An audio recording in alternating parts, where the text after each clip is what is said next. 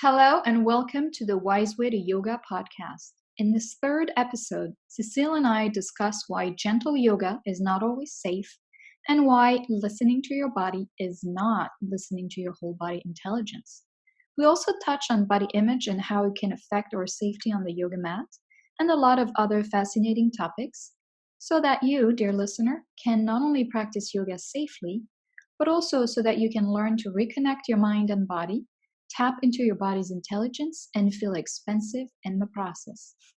For those of you who don't know us, Cecile is an Alexander Technique teacher, certified by the American Society of Teachers of the Alexander Technique.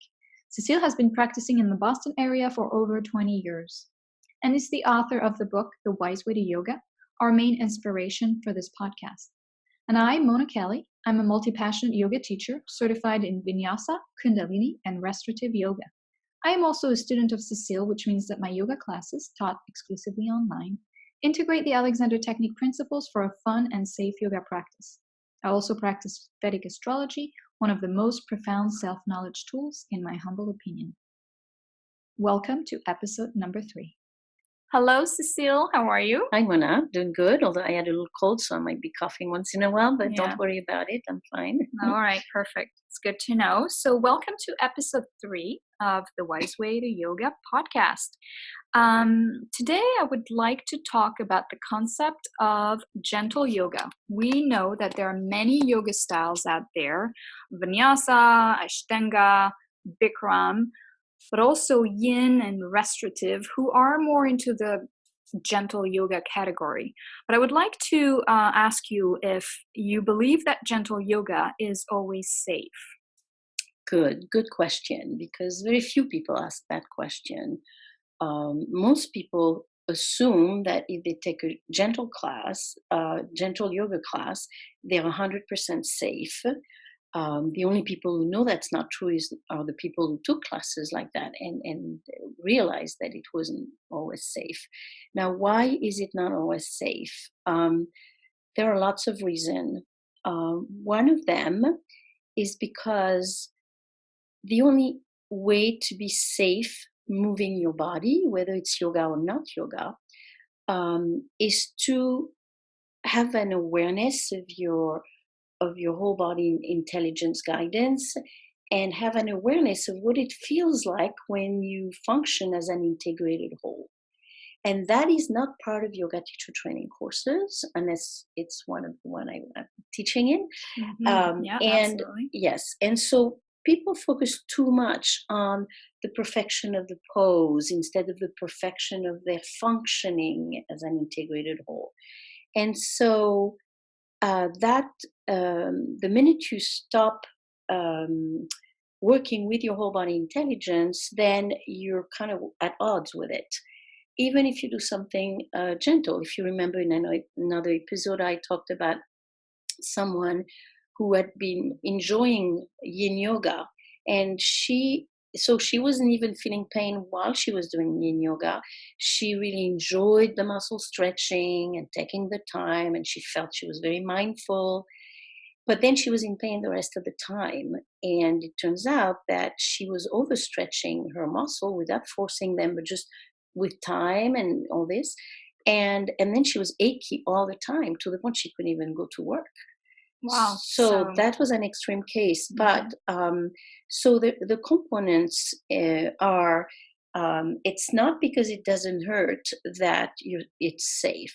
You may be doing something that doesn't hurt, but that's reinforcing your habitual patterns, the one that are not serving you.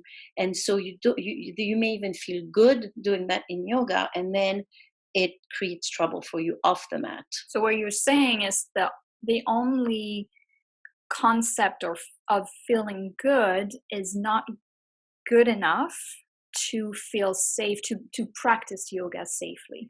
Yes, so what I could say is that when you use your body in an integrated way, which means you're using your body in line with your whole body intelligence, it will feel good.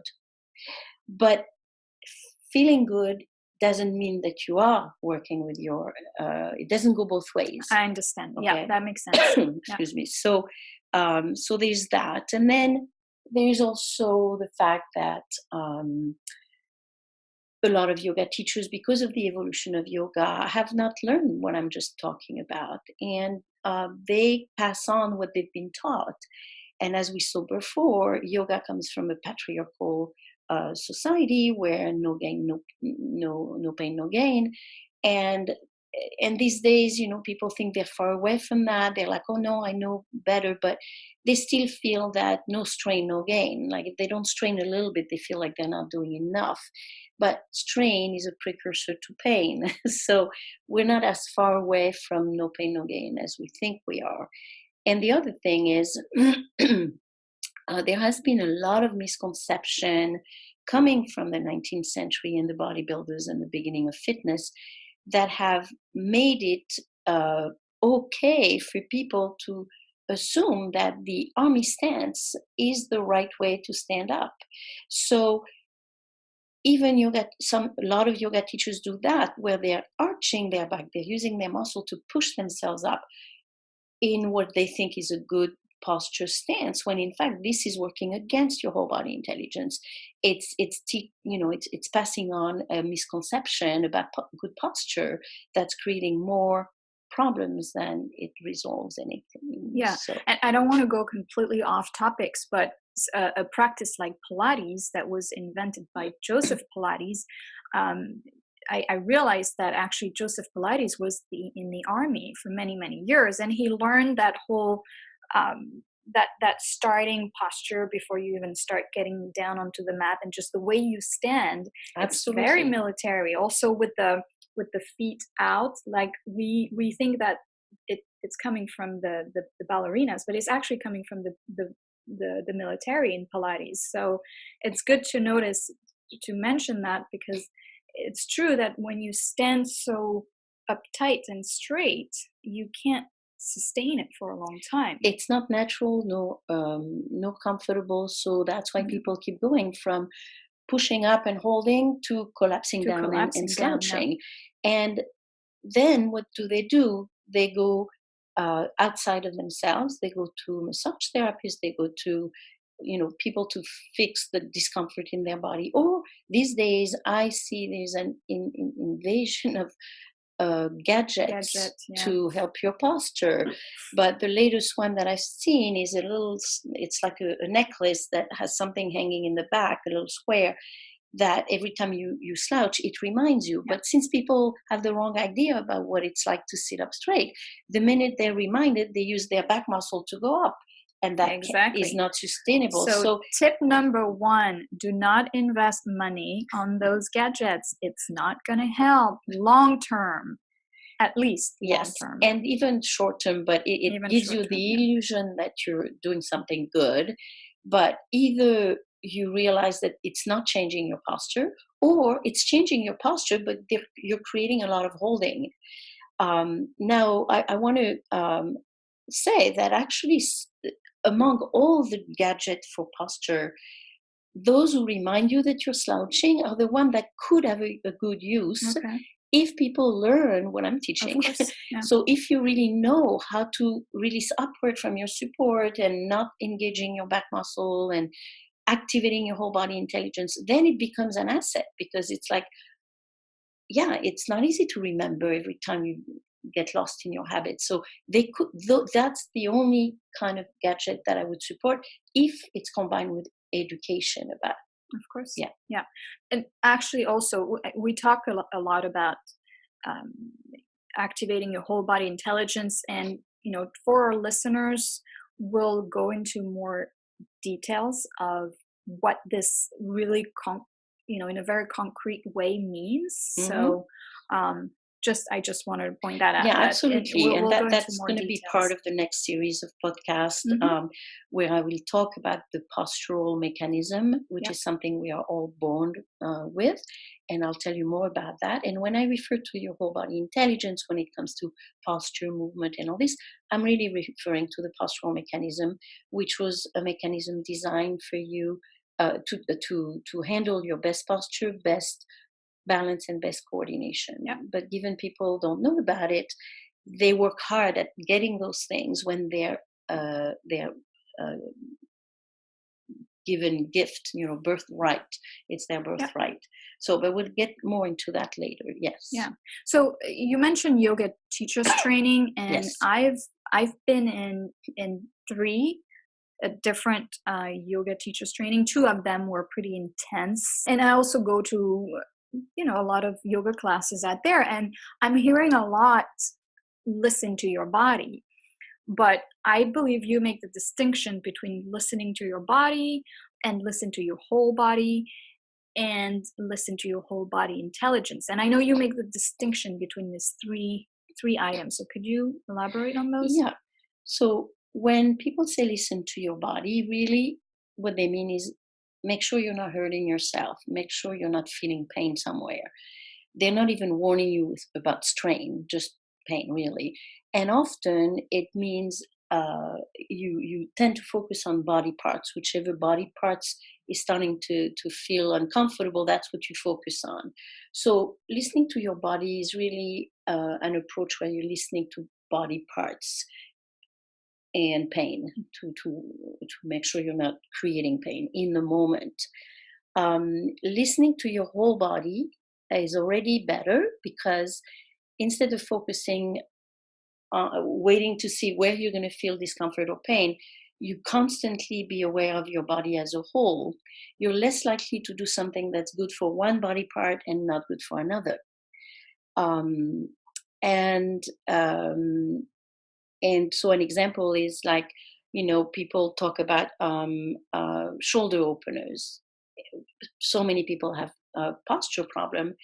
They feel that shoulder openers is something great and everybody should do.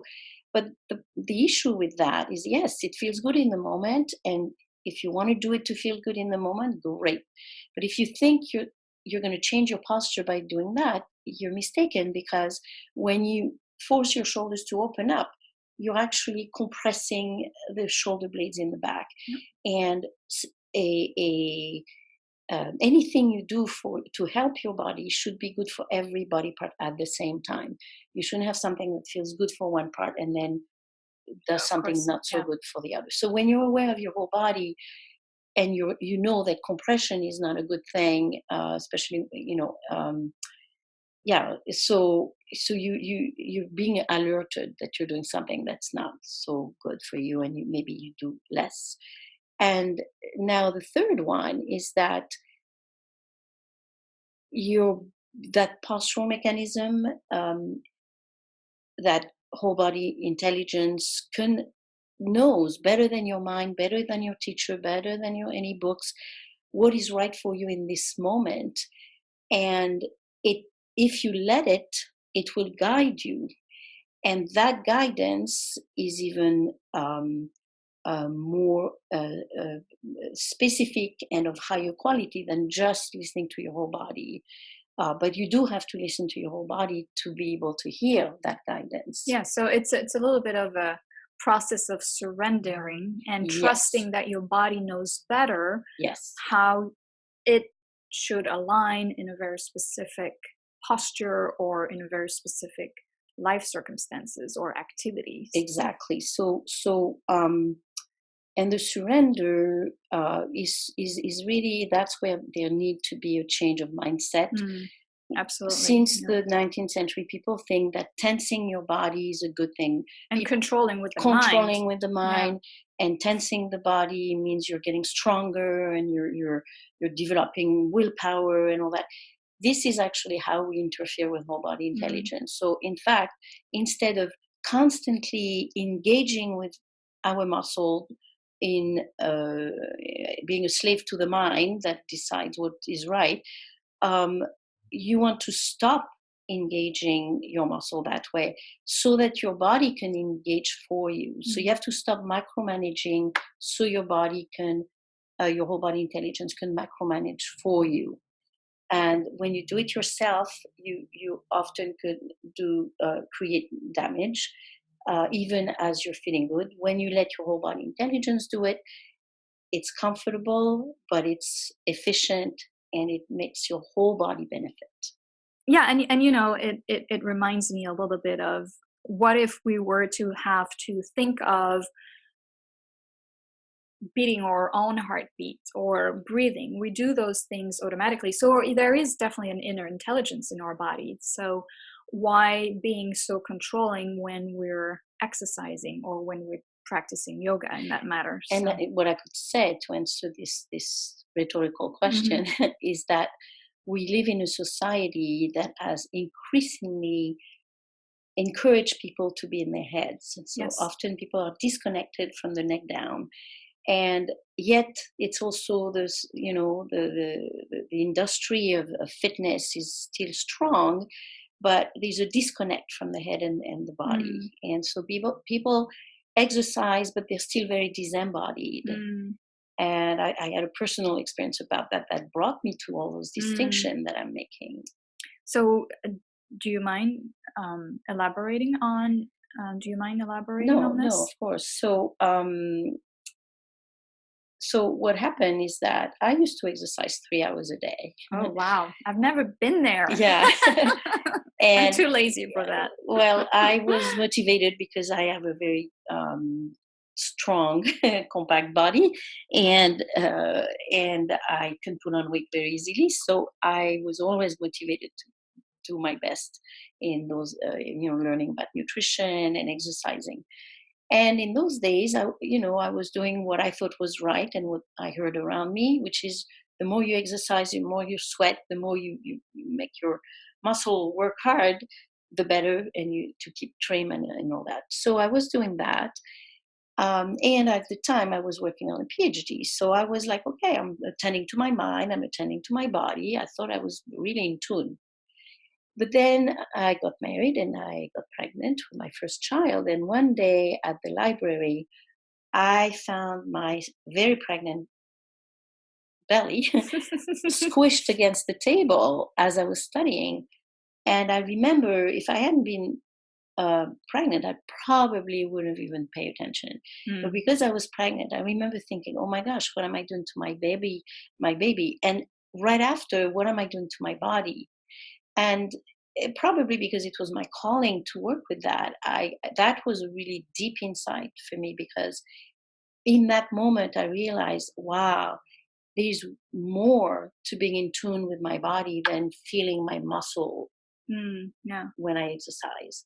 So that was really a big insight, and that actually changed my career. Mm. I was a very successful PhD uh, student, and I decided to find a profession where I was a teacher still. So did you drop out of your PhD? Yes and no. I was already at the end. I had done all the minor exam, all the minor courses, everything. And I even had written my first draft of my thesis. But then I had this insight, and a little something that happened that I there was a British teacher who came and read my thesis, and then he moved away and he took it with him. And had I not decided that I was moving in a different direction, I would have tried to get it back. Mm. But at that point, it was almost circumstances. I was like, okay, I don't have the energy for that. I'm about to have a baby. I don't want to stick with academia, so I let it go. So I have a PhD. It's called all but dissertation. Oh, okay. Um, What is it? On which topic? so the topic was the discrepancy that exists in the representation of sexual differences in art and literature. Oh, wow. Okay. Oh, well, I'm glad you switched career, or maybe not. Maybe it would have been interesting to Yeah, I hear what mean, you have to this say. distinction is something that we live with all the time, and Mm, actually, exercise, that distinction is at the core yeah, of yeah, exercise, yeah. because we try to strengthen that male side of ours, which was very strong with me when I was doing those 3 hours. But now I everything is it recreated balance for me to do the work I'm teaching, because I still can enjoy that male side, but I've also um, the advantage of being very connected to the female side, Yeah, and between the two, you can really function in an integrated way yeah. and be in tune with your whole body intelligence. Um, so anyway, so that So, was so yeah. that realization, triggered your change of career. Yes. But you also had, from what I remember from your book, there's a story about you had your back pain crisis at some Yeah, point. so that Is that came something you want to later. talk about now? Sure. Yes. So that came later. I had already become an Alexander Technique teacher, which is a 3-year full-time Yep. training. Excuse me. And I had already some years of experience behind me. I was at the point where I wanted to expand my practice, and I was taught that you need to find a niche. And long story short, I decided to go in the yoga niche because I could see how there was a need there. And I started writing a blog of the matyogablog.com. And before I knew it, I was getting emails from all over the world, people telling me, oh my gosh, this last blog changed my practice. And so I kept at it. And before I knew it, I had 10,000 people reading, and then 20,000 and 30,000. That's what brought me to write my book. But at some point in that journey, I woke up one morning and I had a nerve pain going from my lower back up my back. And I panicked. I was like, I'm an Alexander Technique teacher. That can be happening to I'm me. such a fraud. Yes. But then I did what everybody does. When you're in pain, you panic and you go outside of yourself. So I spent thousands of dollars for 6 months trying to get help from massage therapists and chiropractors and acupuncture. And when I had that pain, it was visible because my right hip was sticking to the right, and my whole body was leaning to the left. So that was really scary. But 6 months later, after all, spending all that money, my right hip was still leaning, poking to the right, and my shoulder to the left. So I remember coming home after one of those massage or whatever, and thinking, what would I tell my students if they had the same issue? And I heard my own voice responding right away: watch yourself like a hawk and practice what you teach. Yeah. So I laughed. And starting then, right there and then, I started observing myself like a hawk. And of course, because of my training, I started noticing that when I was at the computer, I was leaning to the left on my elbow while I was thinking. And so the first thing I realized is that this happened because I backtracked to being in my head, which I had gotten away from that doing the work I was doing. But for writing that blog, I went back in my head and it was not paying attention. So that was the first thing I noticed. So of course I chose not to do that. But then I noticed I was doing it in the evening when I was chilling out with a Netflix movie and I was leaning on the couch. So I stopped doing that. And then I started noticing in the house in different situations that I was putting more weight on the left foot. So I started observing myself like a hawk and eliminating so that was the hawk part. Yeah, the hawk part. And that would have made a difference already, but it might have taken way longer to fix. But every time that I prevented that and other times, I would activate my whole body intelligence. And it's very simple. It may not be easy to do because we have a lot of habits, which is why people take private sessions with me. But it's pretty simple. You release through your support. I mean, it's a little more complex than that. Well, we'll go into the details of that in the next episode, exactly, right? It's absolutely. Yeah. But basically, I was watching myself like a hawk to see all the activities that was feeding that problem. And then I would activate my whole body intelligence constantly. In 48 hours, I already noticed a difference in my level of discomfort. And in 1 month, my whole body realigned itself completely. Like I didn't have to go. Not surprised. Yeah. Not surprised. So that was, to me, I remember thinking, oh, a lot of people come to this work because they have aches and pains. I didn't come to Alexander for that. I came to Alexander because I was so aware of my mind and body not working together optimally. But now I had my story. I experienced what it's like to be in pain from not paying attention and knowing things, and what it's like to literally apply what I'm teaching and see my whole body intelligence at work, fixing myself. Well, I'm sure this experience made you an even better teacher, because like you said, you came to that work not because of pain, but Mm-hmm. because of a higher consciousness of how your mind and body could be better aligned. Mm-hmm. But then with this experience, you actually could experience the pain and apply what you knew and what you teach to yourself. And I have to say, I twisted my ankle over the summer, I believe. It was not a serious, like Mm-hmm. it's not like I broke my ankle, but it was quite painful. And I applied your teachings, and within a day or two, I was perfectly fine. It happened to me twice actually Mm-hmm. recently. Yeah, Once more recently. And the reason, of course, I twisted my ankle is because I was not fully present. So exactly. obviously, there's also a preventative part of the work that you do. Yes, But if you get to, hurt yourself, injure yourself, it's really amazing. It's like a little miracle. I've had lots of situations like that, and yes, Yeah. every time it feels like a miracle Yeah. because we're not um, taught in this culture to trust ourselves. We're Mm. taught to go to the doctor, to take medication, to force the body to stretch, and to force the body to do this and that. And we have lost that mind body connection. We have lost that trust. And some people have had pain to the point they don't even trust their whole body Mm. intelligence. So Mm. when I work with students like this, I have to first give them an experience of how wise it is. Like in the first session, in a few seconds, I can give them an experience of effortlessness, and they're like, "Wow!" Like it helps them rebuild confidence in Yeah. their Yeah. whole body intelligence, which sometimes that's the first step. Yeah. And No, absolutely. Well, so, yeah, actually, it's a perfect way to end this episode, because we will talk about how to activate your whole body intelligence in the next one. At least, yep, get the yep, yep, process started. yep. And as you said, it's very simple.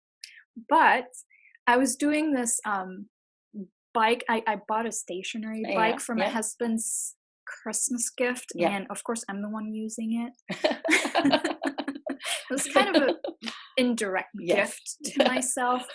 And I'm listening, I'm on this app, and you get motivated with music, and you just go. Mhm. And the teacher on the app said at the end, it does not happen in a day, it happens every day. And I think it's a great way to, I mean, it applies to a lot of things, obviously, but I think it applies to, when you activate your whole body intelligence, it's not going to happen in one day, because we need to let go of a lot of bad habits that we've taken on when we're moving and doing activities. But if you apply it every day, eventually you're really getting more fluent in that language. So Yeah, and just to close on the topic of body image a little bit, yeah. is that it's ironic that I started when I was young, completely disembodied because I was always sturdy and being French. I'm in a country where everybody's slender, and so it was easy for me to disconnect and be in my head. And I all this journey brought me to now I'm teaching yoga teachers to be more embodied. Yeah. So it was a transformation. It shows through my artwork. It shows in lots of different Mm, ways, yeah. and yeah, this work has so many facets and so many benefits. And depending on what people need, they can find it here because it's really about being all of who you are and Mm, functioning at your best yeah. in a state of expansion instead of being in a state of contraction. Mm. And I'll stop here for Beautiful. Yeah, well, that. that's a beautiful way to end this. So you can find us. So where can we find you, Cecile? So at the moment, there's still ofthematyogablog.com. You can connect with me this way. Actually, if you Google my name, Cecile Rayner, you're going to find a whole list Yeah. of ways Yeah. to connect with me. I have a Facebook group page, um, but soon I'll have everything under one umbrella cecilrayner.com. Okay. But I'm on the verge of We're launching still that. working Yeah, on that. still working on Great. that. So, and I will put the links to our websites in the description of this podcast, and you can find me at monakelly.net, MONAKELLY.net, not .com. It's a real estate agent at .com. This is not me. So, monakelly.net. Thank you very much, and we'll see you next time.